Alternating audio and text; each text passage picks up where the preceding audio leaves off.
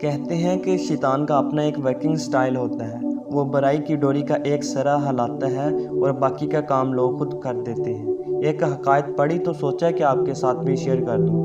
ہوا کچھ یوں کہ ایک بزرگ کی بازار میں شیطان سے ملاقات ہوگی۔ بزرگ نے شکوہ کیا کہ آج کل تم مخلوق خدا کو بے حد ورگلا رہے ہو۔ شیطان بولا، جناب میں تو بس ایسے ہی بدنام ہوں، ورنہ میں تو پہلے ہی بہت گناہ گار ہوں، اس لیے کم سے کم گناہ پر اکتفا کرتا ہوں۔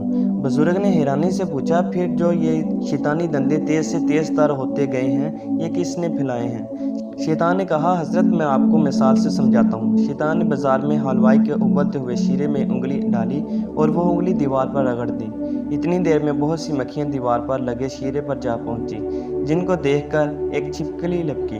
چھپکلی کو دیکھ کر حلوائی کی بلی نے چھپکلی پر جمپ کیا، نشانہ خطا ہو گیا اور وہ بلی ابلتے ہوئے گھی میں جا گری۔ حلوائی نے بلی کو بچانے کے واسطے گھی کی کڑھائی الٹ دی اور بلی تو نہ بچی، البتہ نیچے بیٹھا کتا صرف فرائی ہو گیا جس پر ابلتا گھی گرا تھا۔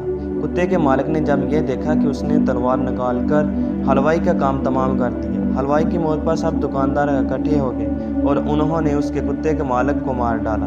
وہ کتے کا مالک ایک فوجی تھا اور اس کی فوج شہر کے باہر پڑاؤ لگائے بیٹھی تھی۔ ان تک جب اپنے فوجی کی ہلاکت کی خبر پہنچی تو وہ طیش میں آ گئے اور انہوں نے سارے شہر کو تہس نہس کر دیا۔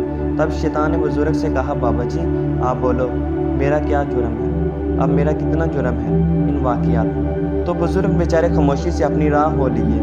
معزز احباب سے گزارش ہے کہ تمام ملبہ شیطان پر پھینکنے سے قبل کبھی اپنے فیصلوں پر بھی نظر ڈال لیا کریں۔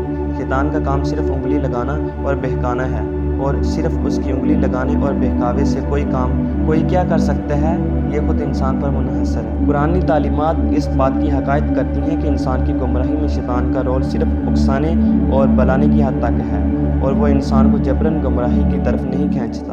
انسان دو طرح کی دعوتوں کا مخاطب ہے، ایک اللہ کی طرف سے اور دوسری شیطان کی طرف سے، اور انسان اپنے اختیار کے تحت ان دونوں میں سے کسی ایک کو اپناتا ہے۔ ہاں، جو لوگ اپنے اختیار اور ارادے سے شیطان کی دعوت کو قبول کر لیتے ہیں اور اسی کو اپنے لیے نمونہ سمجھتے ہیں تو ان کے احکام کی پیروی کرتے ہیں، شیطان ان کے اوپر قابو تسلط حاصل کر لیتا ہے اور ان کو نابود کر کے رکھ دیتا ہے۔ قرآن کی آیت کا ترجمہ ہے کہ اس کا بس اور اختیار صرف ان لوگوں پر چلتا ہے جو اسے دوست بناتے ہیں۔